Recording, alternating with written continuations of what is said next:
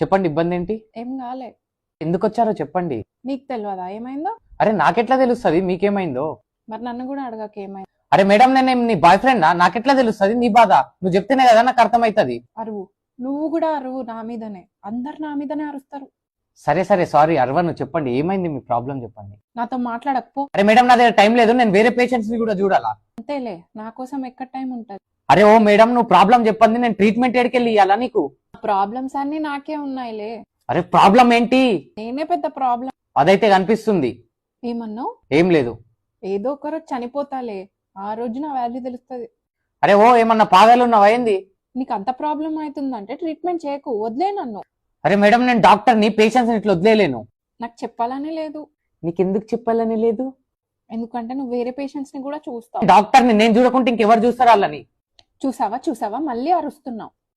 అరే సరే సరే, ఇంకే పేషెంట్ ని చూడ నేను. పక్కానా? పక్కా. నా మీదొట్టి. నీ మీద ఒట్టు. సరే సరే ఇప్పుడు చెప్పండి, మీ ప్రాబ్లం ఏంటి? ప్రాబ్లం ఏం లేదు. అరే మరి ఇక్కడికి ఎందుకు వచ్చినావు? వెళ్ళు, ఇంటికెళ్ళు. నీకు అసలు నా మీద ప్రేమనే లేదు. ఇంకోసారి అడగచ్చు కదా ఏమైంది అని. సరే బుజ్జి బంగారం, నాన్న కన్నా ఏమైంది చెప్పు నాన్న. ఏం అవ్వలే.